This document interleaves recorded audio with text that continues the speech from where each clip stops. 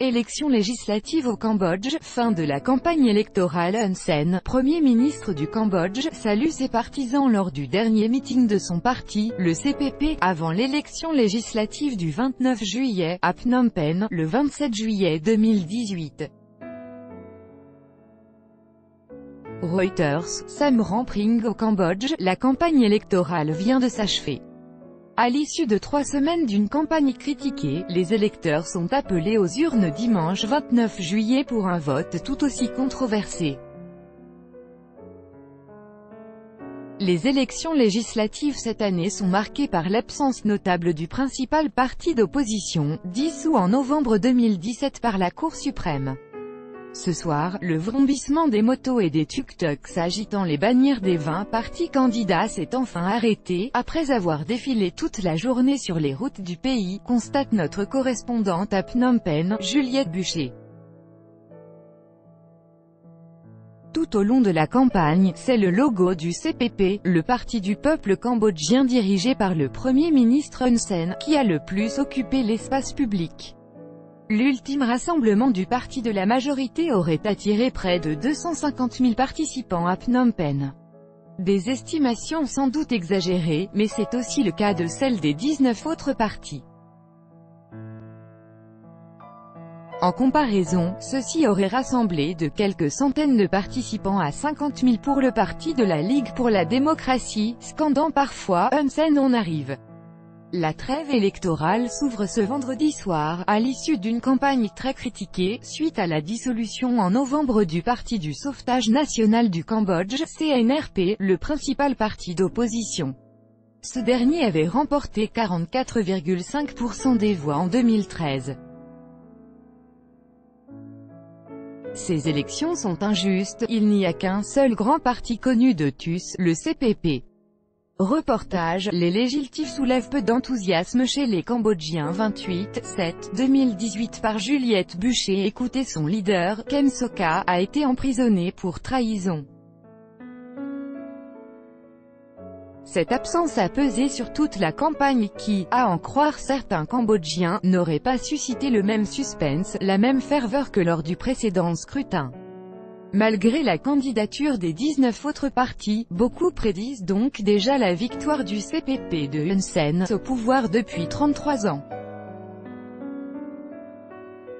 Appel au boycott de l'élection. Les principaux opposants au régime encore en liberté sont partis en exil par peur de représailles et appellent depuis l'étranger au boycott du scrutin, décrit comme une mascarade. Monovitia Kem, chargé de communication du CNRP, affirme n'avoir pas d'autre choix.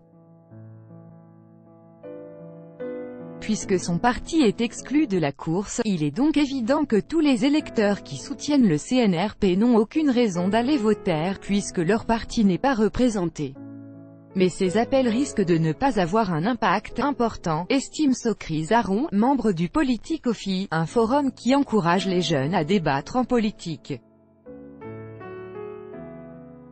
En effet, plus la date de l'élection approche et plus les taux se resserrent contre toute forme de contestation. Le gouvernement utilise tous les moyens pour décourager les électeurs de s'abstenir, explique le jeune homme. Et le ministère de l'Intérieur a averti à plusieurs reprises que quiconque appelait au boycott serait poursuivi en justice. La police a d'ailleurs annoncé le déploiement dimanche de 80 000 policiers armés de fusils et de gilets pare-balles pour empêcher tout acte de terrorisme et de chaos politique. RFI. Hun Sen, 33 ans au pouvoir, dirigeant le plus ancien d'Asie. Hun Sen est né en 1952 dans une famille de paysans du centre du Cambodge. Dès 16 ans, il flirte avec le militantisme politique et lorsque le Cambodge sombre en 1970 dans la guerre civile, il est enrôlé comme soldat dans ce qui deviendra l'armée des Khmers rouges, coupable par la suite d'un génocide dans lequel 20% de la population cambodgienne est exterminée. Craignant de faire partie d'une purge de l'armée, il se réfugie au Vietnam. Un an plus tard, il revient au pays où il intègre le gouvernement mis en place par Hanoï. Il gravit rapidement les échelons du pouvoir, abandonne le dogme communiste et adopte l'économie de marché. En 1985, à 32 ans, il devient Premier ministre de la République populaire du Kampuchéa, nom donné alors au Cambodge. Malgré un échec aux premières élections organisées par l'ONU en 1993, Hun Sen réussit à se maintenir au pouvoir en tant que second Premier ministre, aux côtés du prince Norodom Ranried, leader des royalistes et vainqueur du scrutin. Fin politique, aux remarquables capacités à dénicher et exploiter les faiblesses de ses adversaires politiques, Hun Sen ne perd plus une seule élection à partir de 1997 et réussit à étendre son influence dans les zones les plus reculées du pays. RFI